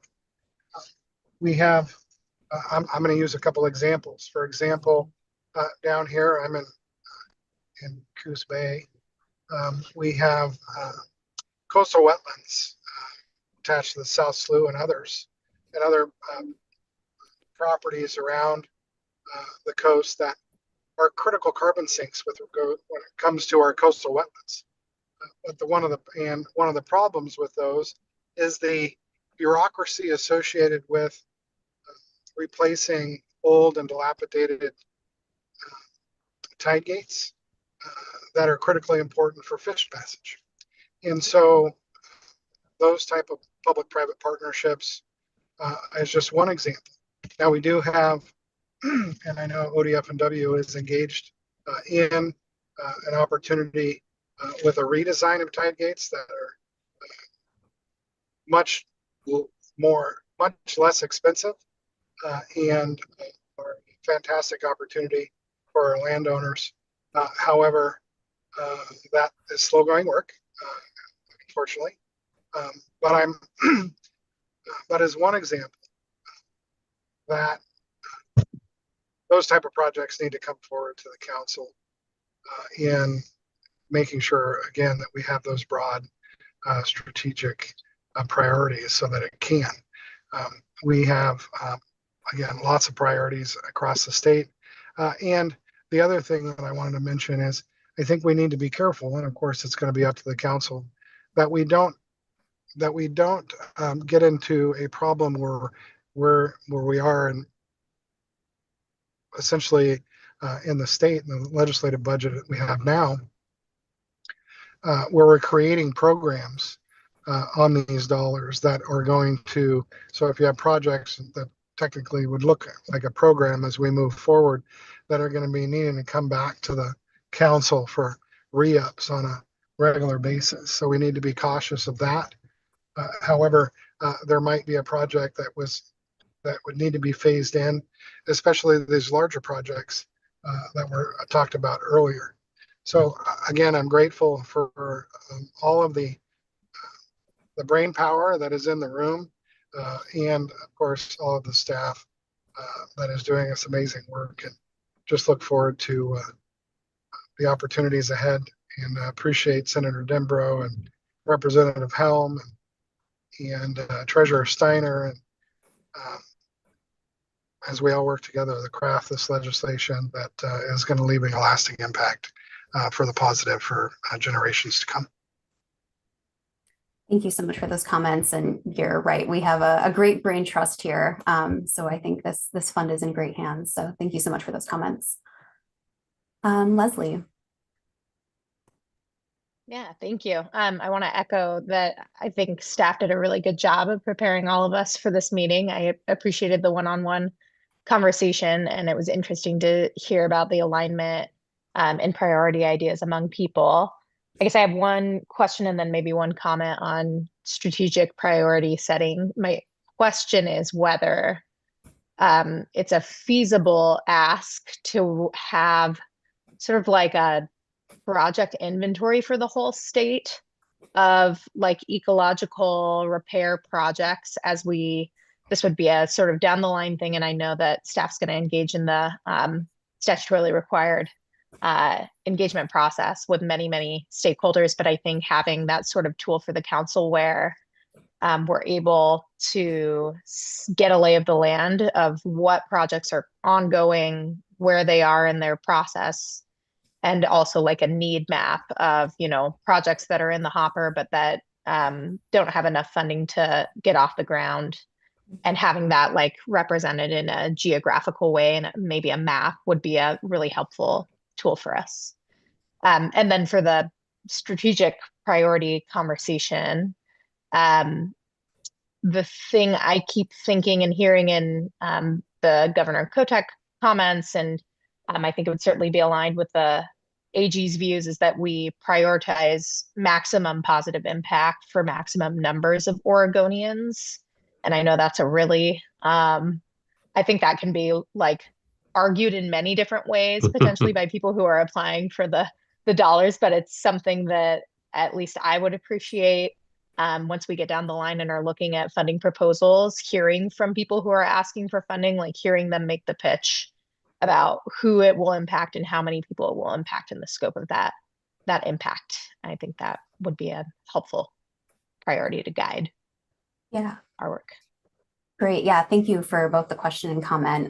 Agreed. I think the more that we can get council kind of in front of the beneficiaries of this fund to be able to hear directly from that will be, I think there'll be lots of opportunities for that moving forward. And so we'll be sure to keep that in mind. For your question about, kind of being able to take a little bit of an inventory on projects, I think we are doing some engagement with state agencies, as Nicole gave in her manager's update. I think, it's possible that we could start to maybe try to ask about some of the bigger projects that are happening on the statewide level. And, we do have some information in terms of like other restoration and sorts of projects that have either been funded by state entities or are currently being funded. So there's potential to maybe try to pull together some information on that. I also think, a little bit probably to Director Colbert's comments about, not reinventing the wheel. We have a lot of these state plans and strategies. Certainly being able to maybe give a rundown of what some of those state action plans are for council to consider in terms of like where there's existing priorities that are already being worked on at the state level could be something that would be useful. So we can certainly bring that back before council at a future meeting.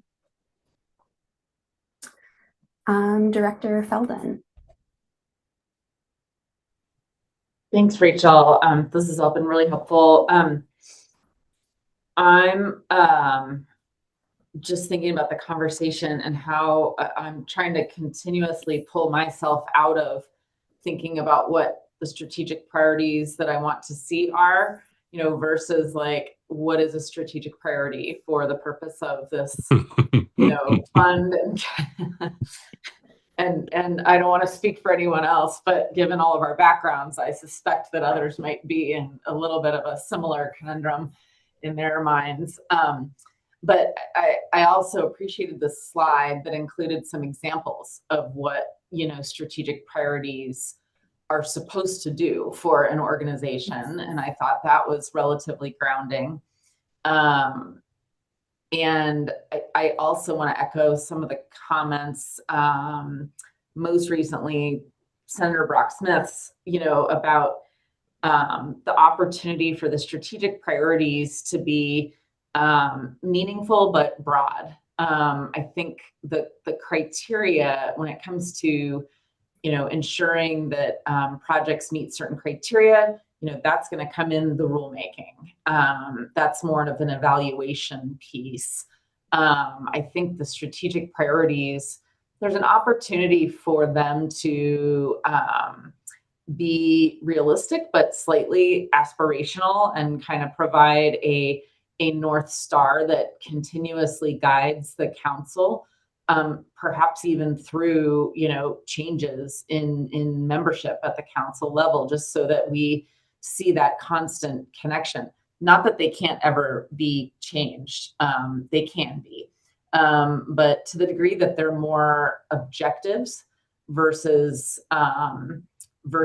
criteria that narrow or bind possibilities, I think that could be useful for all of us. They do become an overarching, criteria in a sense, like, does this project, still meet our strategic priorities? But I think, again, if they can be objectives that we agree that this fund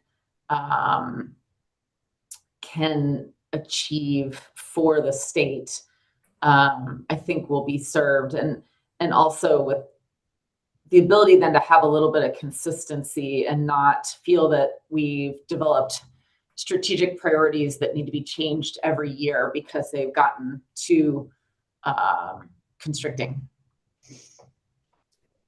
Yeah, thank you so much. That's great feedback, and I think great framing. And it looks like it's eluded some additional thoughts from other folks. So, so thanks so much for framing that. And I will ask Dr. Kyle to speak next. Yeah, so I really appreciate actually how this has evolved and what's being presented. I think it actually does a beautiful job of capturing the entity of what we're in charge of. I do appreciate the fact that the intention of this settlement is the North Star. So I do just want to raise awareness that even though our name has restoration, prevention is also should be on our radar as a strategic priority, because preventing exposure to toxic materials like the PCBs that were part of this to the people, and especially the children that can't have a voice in this, as well as wildlife, I think needs to be held within that North Star, because we do have sources of ongoing exposure in this state. So I think trying to prevent those sources from continuing to pollute needs to be part of the strategic plan, even though prevention isn't in the name of our council. And also within that, I think the component that you had with the measurable outcomes is really important, because those will look quite different for each of the strategic aims, and being able to identify what those measurable outcomes are for each type of strategic aim, as well as the duration for which that aim persists, is going to be important, because some things will be short-term wins.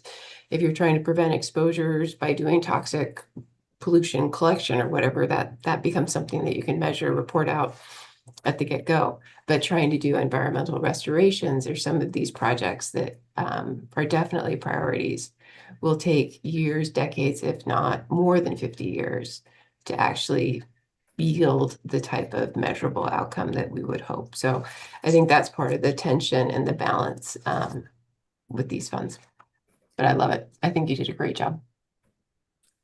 Thank you for those comments. And yes, I think that is something that going forward, this council will want to have more discussion on, in terms of the kind of tolerance, maybe to some degree, of what kind of story we want to tell with the funds, and the kind of balance between short-term and long-term impact. So thank you so much for those comments. Andre. Thanks, Rachel. I don't think I'm going to say anything new or that hasn't already been mentioned, so it's more of a reiteration. Yeah, I do believe when we're defining what a strategic priority is, they should be broad. Should provide guideposts for the objectives or particular priorities as we get more specific in funding opportunities. And then I agree with Leah, Dr. Kyle, and others is as we do develop them, they should have some sort of measurable impact, whether it is qualitative or quantitative. And that measurable impact, as we're defining what is, our strategic priorities could include storytelling, right? Is there a compelling story behind a particular priority or objective? And then, I think that the settlement agreement and the legislation does a good job of really setting the broad net over what the strategic priorities could be and what would be defined as a strategic priority. So, yeah, I'm tempted to get into more specifics and talk about, other, more specific priorities, but I'll hold back until the next meeting. So thanks. Thank you. All in good time. And yes, thank you for those comments. Co-Chair Dembro. Yeah, thanks, Rachel. And so just a few things. First, just jumping off of Molly's point about prevention, which I very much agree with. And, something I'd like to have us think about is how investments can be used in partnering with larger efforts to prevent bad things from happening. I'm thinking in terms of sometimes we have to do a carrot and stick kind of approach when we're dealing with regulation. And, if an investment could help to make a program more palatable for residents or for industry, I think we should think about that. One of the areas that I've been thinking about is brownfield remediation, right? I think brownfield remediation is something we were talking about at the time of creating this, where it's not what comes to mind when people think of natural resources. It is earth, it is land, certainly, directly related to human health.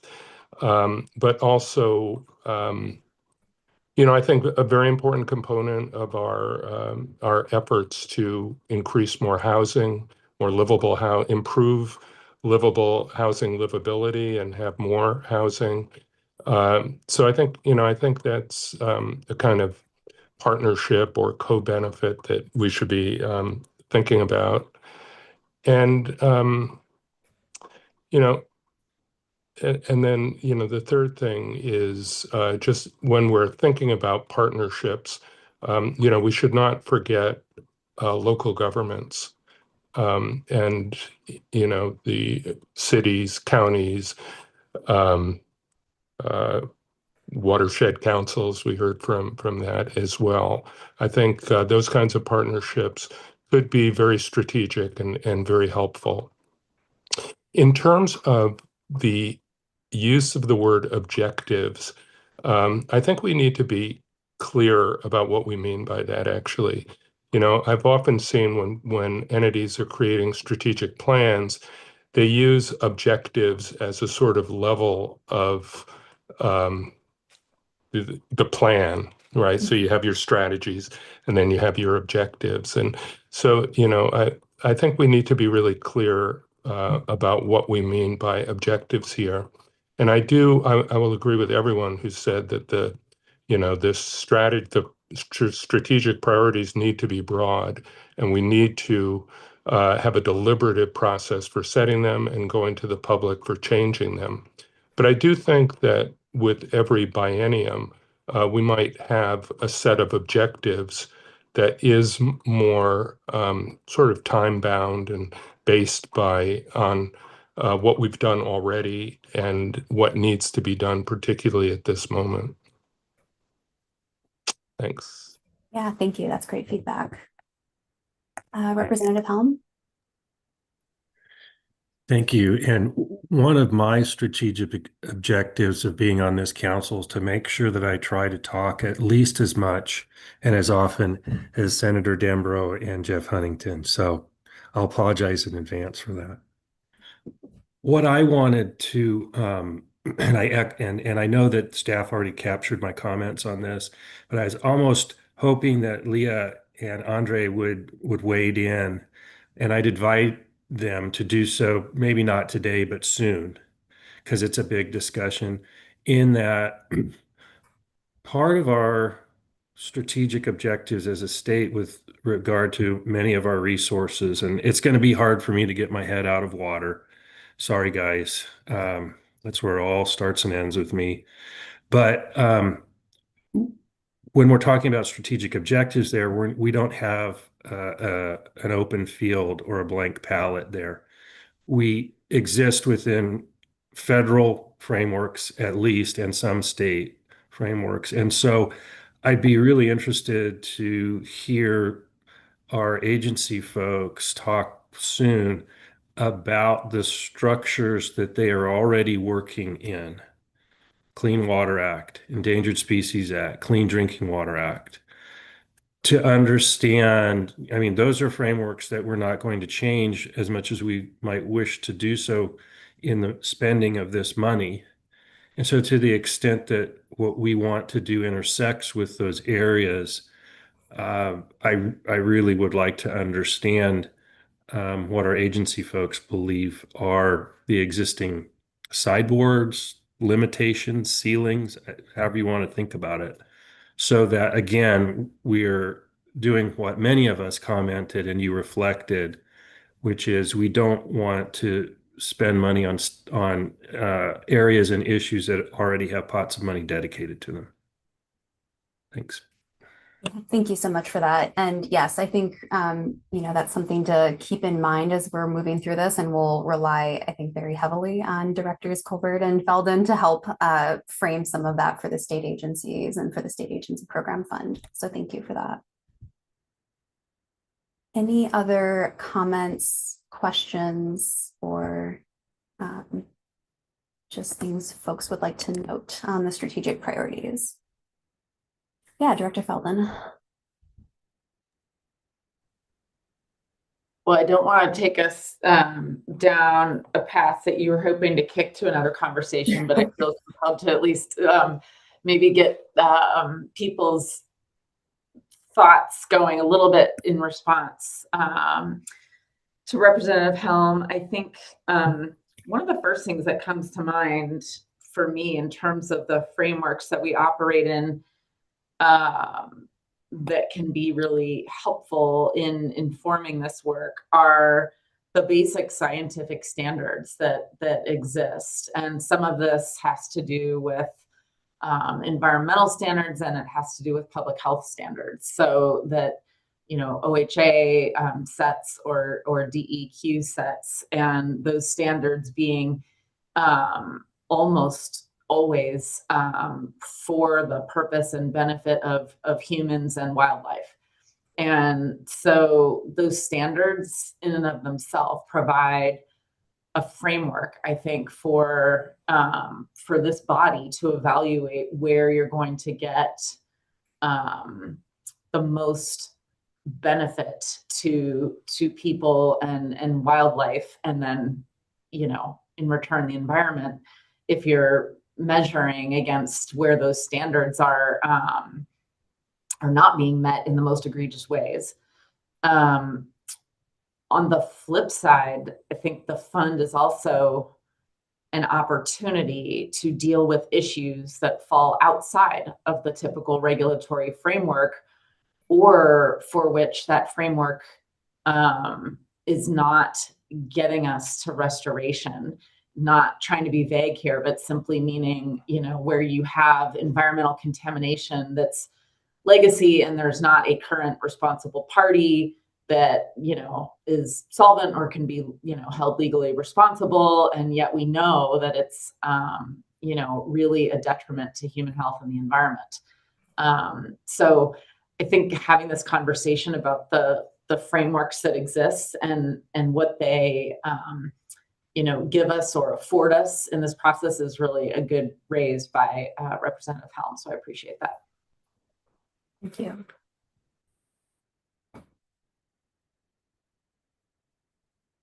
Any other questions or comments? Cheyenne or, oh, Andre? Yeah, I just wanted, and I've been really restraining myself and not trying to get into more like of a specific hole. And Rep Helm, I really appreciate your comments, and I'm prepared to talk more freely when the time is appropriate.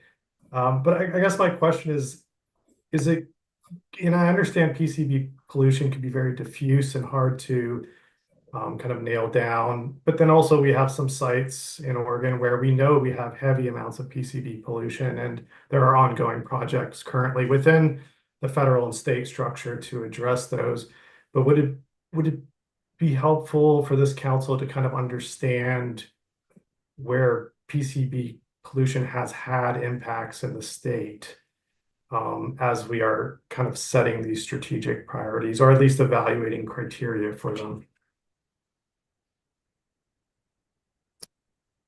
It's a great question. Is there comments from council?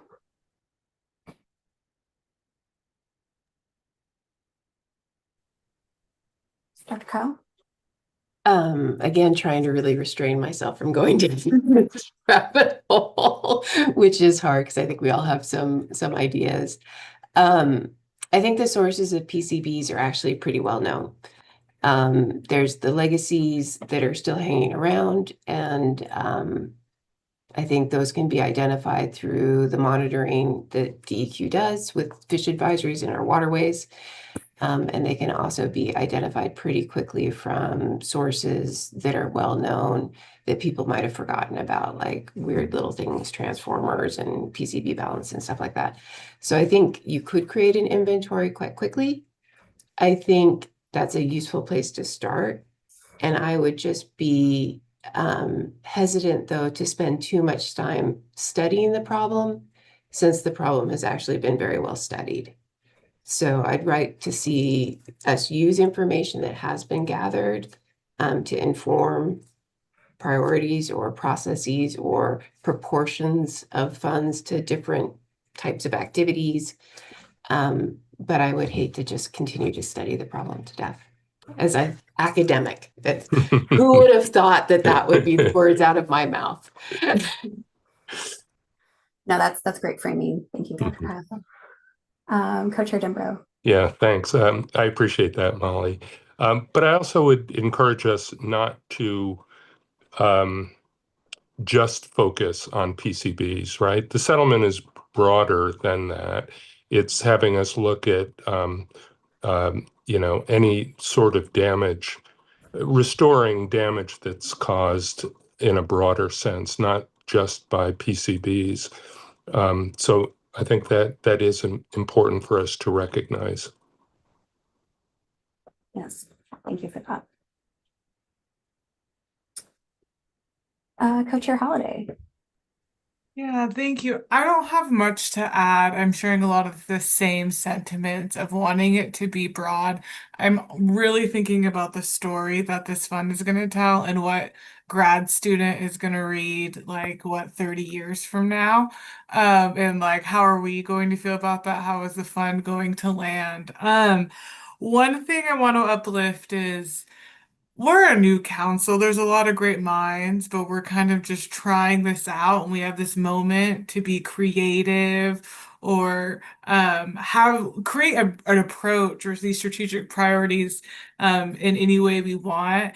And so I would love to like set a date or a time to revisit this first set of strategies, whether that aligns with the investment policy or is like in 10 years when there's a complete new turnover of council membership or something like that. And then think about setting, I like the Meyer Memorial Trust approach where they have these strategic priorities and then these goals that are kind of added in.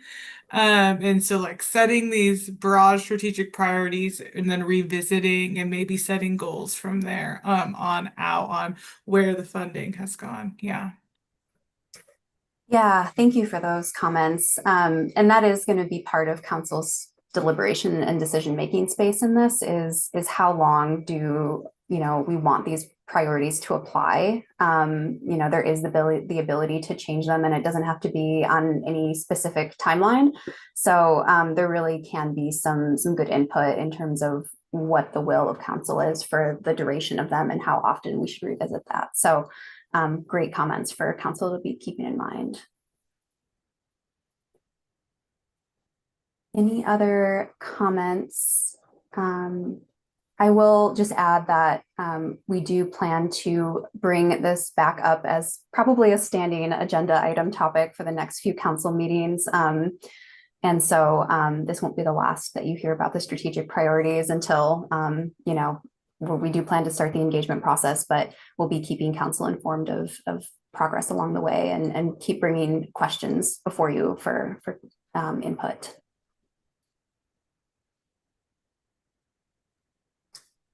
Hearing nothing else, I might turn it back over to Co-Chair Sams. Thank you, Rachel. That was a great discussion. And thank you all for participating in that. When I look at this, PCBs are mostly found, as we know, in fish and its long-term effects in fish. And I'm reminded, in my language, with keepers of the salmon, the people who are responsible for ensuring, generation after generation, the returning of these species. And the work that we're doing here then also requires us to think generationally. I mean, we didn't get here overnight. It took generations for us to get here. And this fund is allowing for intergenerational. And as Cheyenne just pointed out, 30 years from now, that'll be a full generation away.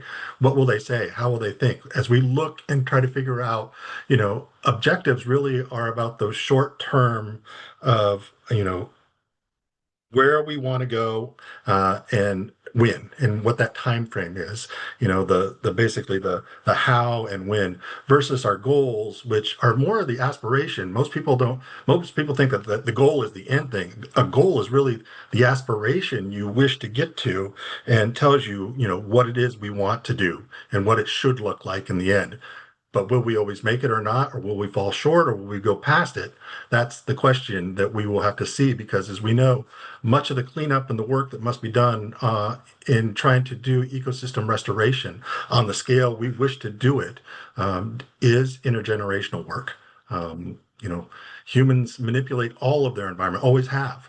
It's just figuring out what is that balance between our manipulation of that environment to meet our needs, but also the sustainability of it to continue to support us as human beings with cool, clean water, clean air, and food sources, whether that is through being able to ensure the pollinators continue on the ground, or whether we're even just doing recreational and or commercial fishing in our systems. So I appreciate everyone coming together and spending your time and efforts on this. This council in particular has, that longevity of being the first to set the groundwork for that intergenerational effects. And hopefully what we do here today and what we continue to do as we work through the strategic planning process gives that foundation so that each subsequent council who comes forward to this will continue to build off of that to make the positive changes that we all hope to see down the road. And some of those can be immediate, that we know, which is why we're relying on the agency heads who are here with us today to kind of look at that so that they can tell us what are those short-term things we might be able to achieve immediately, but on a larger, more significant scale. Our next council meeting is set for Thursday, January 22nd, and will also be fully virtual, accessible via the Zoom webinar and streamed by OWIB's YouTube channel. We'll be covering two areas, strategic priorities and next steps, and the agency program fund. And so I look forward to seeing you all in January. As we come into the holiday season, I want to say that first and foremost, we'll come up on solstice, which is the longest night of the year, which will give us plenty of time to reflect on what has happened this past year, but also time to really start thinking about what we hope to see in 2026. and the things that we wish that we not only can be thankful for in this past year, but things we can work towards in improving not only our environment, but each other, ourselves, in carrying us forward. I also wish to say Happy Hanukkah, Merry Christmas, Happy Kwanzaa, and more importantly, Happy New Year to each and every one of you. Thank you for the time that you dedicate to this, and I will entertain a motion to adjourn.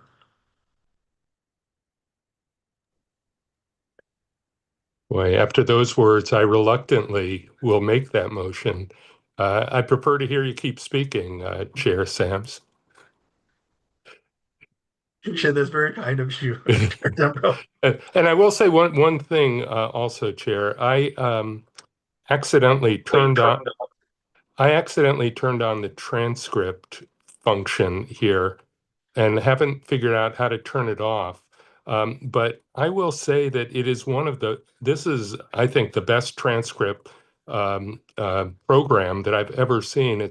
Everything is just right on target, in terms of reproducing exactly what we've said. But beyond, it goes a step further. Everything it shows has been a comment of very high intelligence. And I will say that for every one of the comments by the council members and also our guests who gave us public testimony. So boy, that is something. Whoever bought this program, I applaud it. Wonderful. I also wish to say that I forgot to say that Jeff Huntington wishes to send his regrets. He had to take off to another meeting. So if you saw him fly away, we did know about it. And he apologizes for having to miss out on the rest of the meeting. Yeah. Anyway, I move adjournment if that's necessary, Chair Sams. Any second? Second.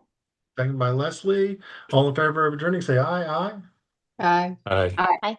Any opposed? Abstention? Thank you all. Again, happy holiday season. It was wonderful spending this afternoon with you, and I look forward to working with you in 2026. Thank you so Thank much, you, everybody. everybody. Take care.